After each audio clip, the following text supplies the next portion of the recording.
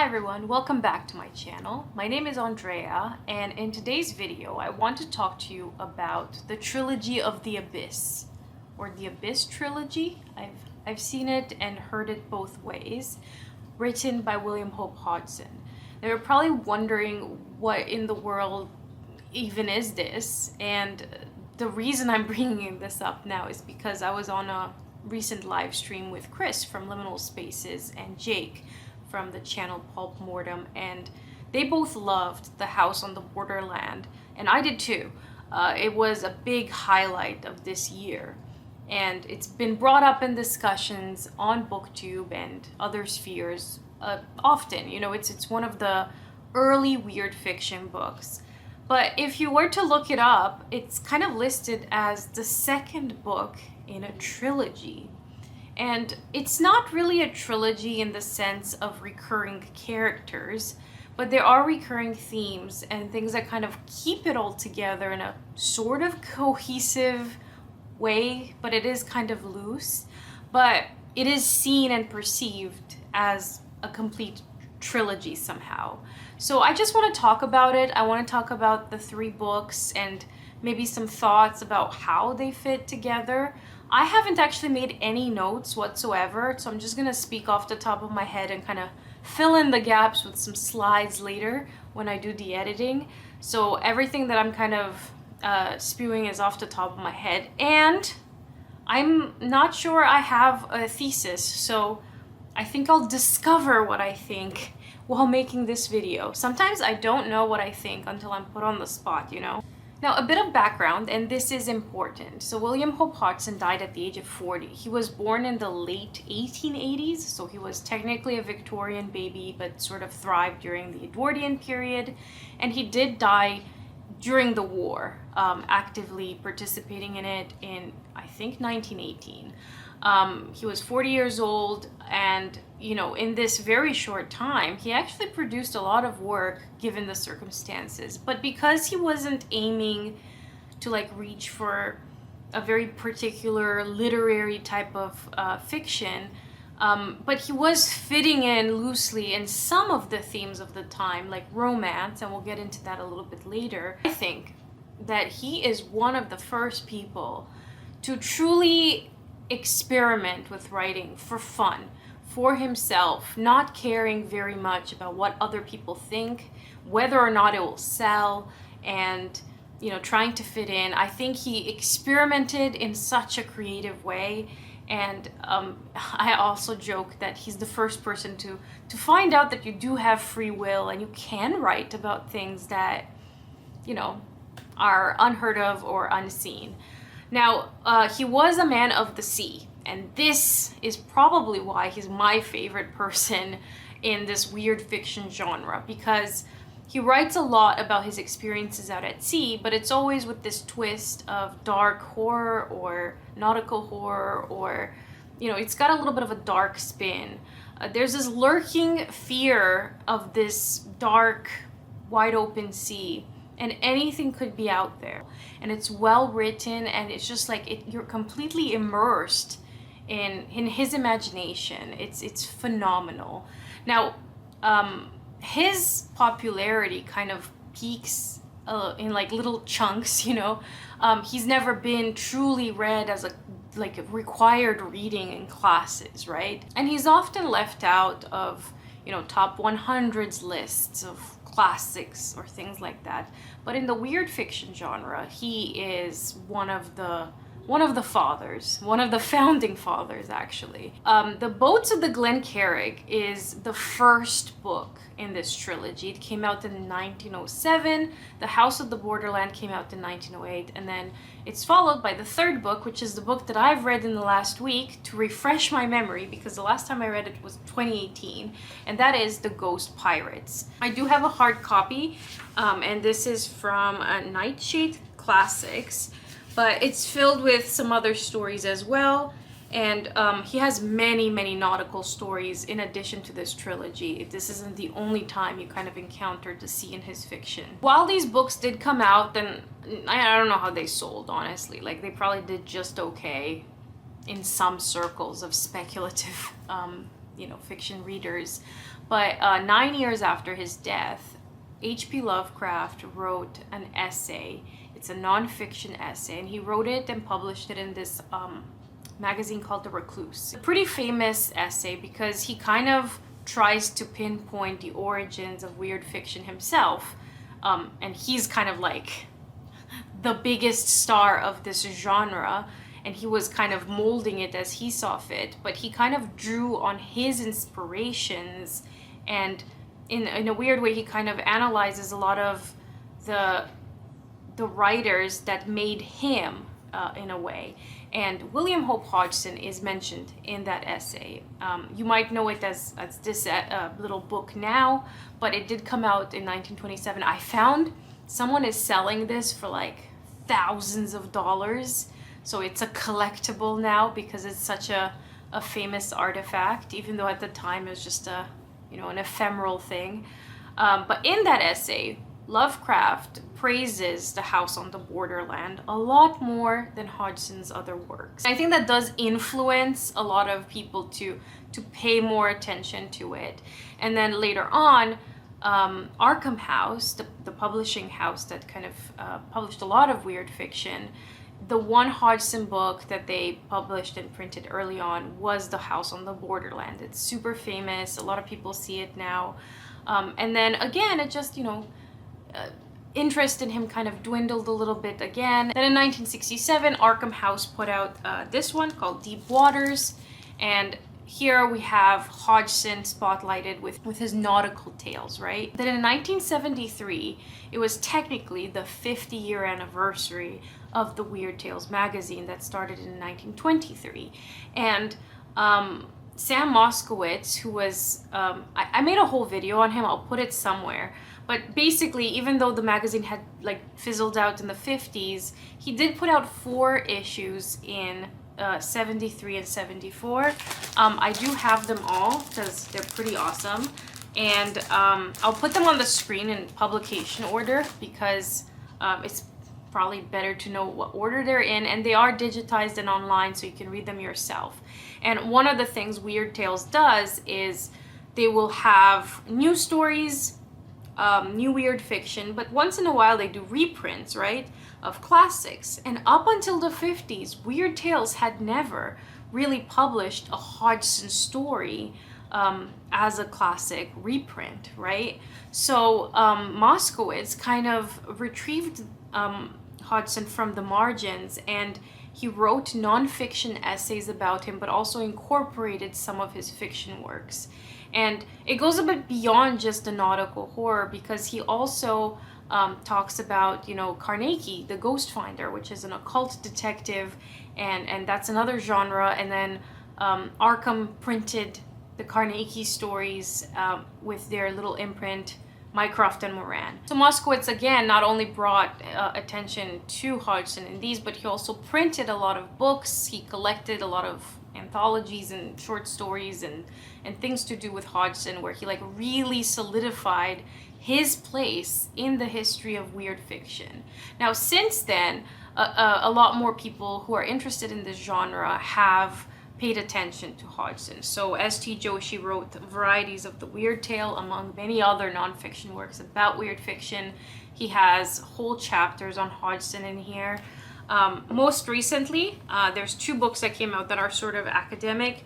So this is Voices from the Borderland, and this is edited by 3 people, including S.T. Joshi, and it's just about Hodgson.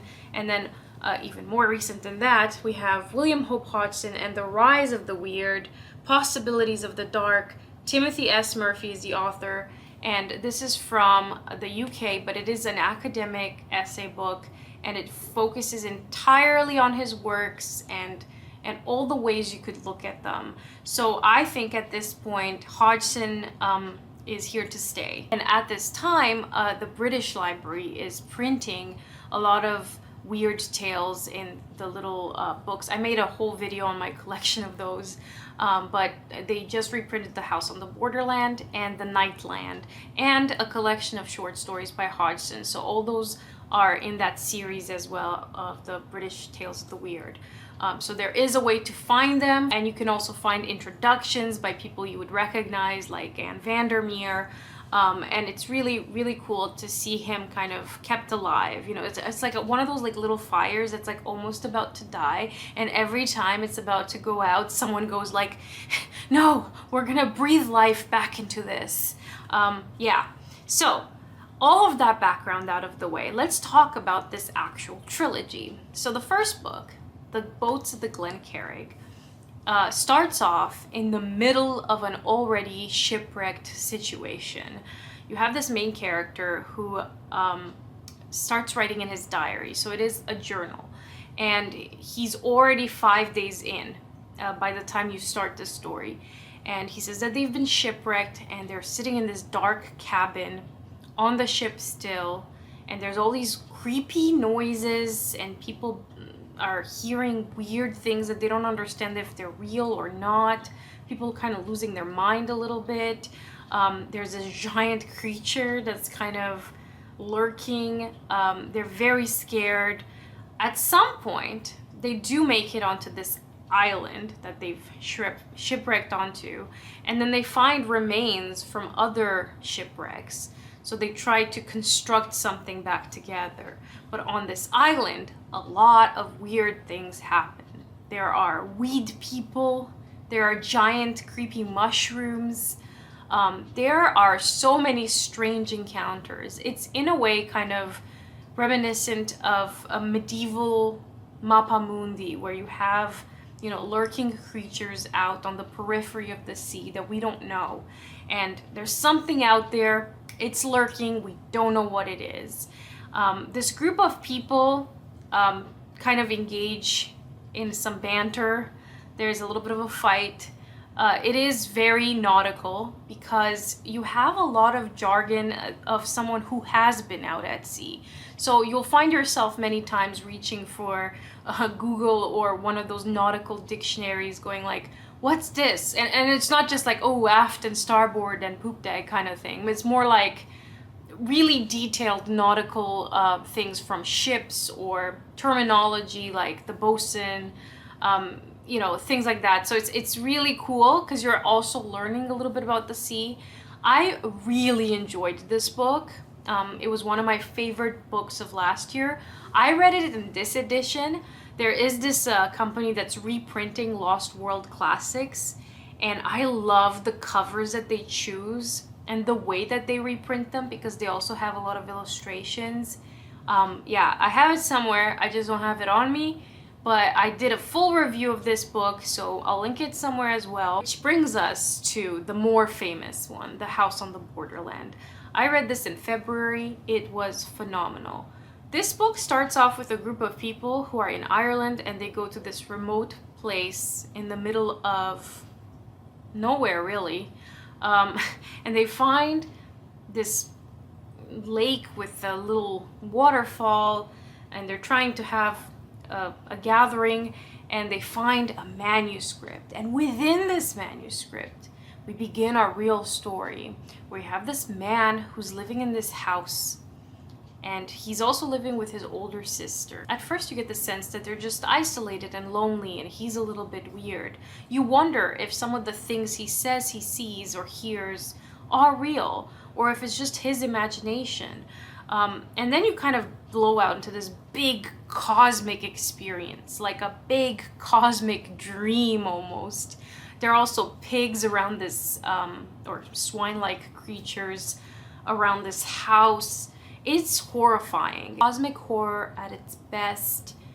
It's also got this great speculative fiction cosmos vibe.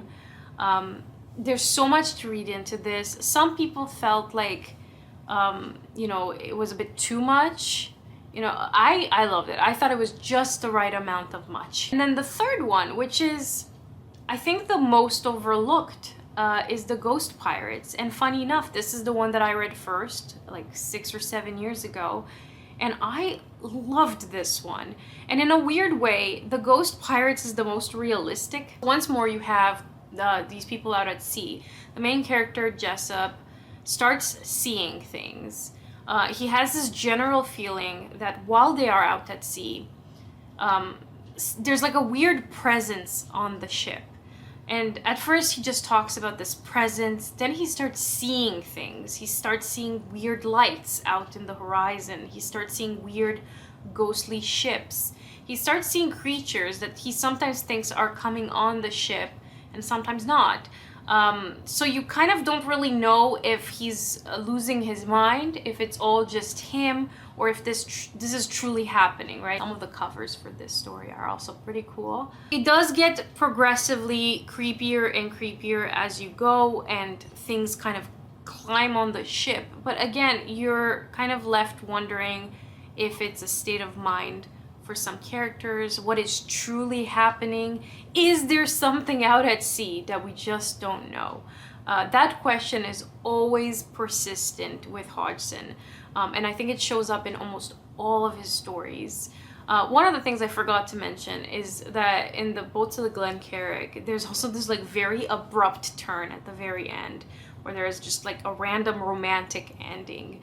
And the romance is a lot more persistent in The Nightland. This is another novel that I read this year, and this one is huge. I felt like it was a bit too long for what it was, but it's almost like this fairy tale out in space. That's also like a psychological romance. That's the best way I can describe it. But romance shows up a lot in Hodgson's works in a very kind of Victorian fairy tale romantic way, and it's sometimes out of place. I don't know how it fits in sometimes with all these creatures and weird ghosts and this like nautical unsettling vibe that he's always like incorporating in his novels, which sometimes come across as more gothic in nature, and maybe that's why it ties in with the romance a little bit, right? Now you're wondering, well, how is this a trilogy? And that is a good question. I ask myself this a lot too. Obviously the sea is a very connecting thread. All three stories do have a different aspect of something lurking out there, particularly around water. You do have a little bit of a distance between the weird, bizarre story and the main narrator, because it's always someone's journal. So is that someone telling the truth, or did that one someone lose their mind? It's the same way with The House on the Borderland. You're kind of reading through somebody's manuscript. The Ghost Pirates, you just have this one character who's constantly telling people what he sees, and no one really believes him for a very long portion. So I feel like he leaves you with that in-between unsettling feeling of, is this a real thing that is like experienced out at sea, or is it just one kind of focalizer character that is unreliable, and the narrator is kind of like presenting it all from like two different angles of like, maybe there is something out there and maybe it's just this one character. The words that he uses, the language is stunning. So if you have not read William Hope Hodgson, I highly recommend you do, and I especially recommend this trilogy. You do not have to read it in order. I think I'm gonna end it here. I think I've rambled on a bit too long, but if you ever hear someone talking about the Abyss trilogy or the Trilogy of the Abyss, this is what they're referring to, and they're not, you know, one cohesive narrative with recurring characters, but it is connected by the sea.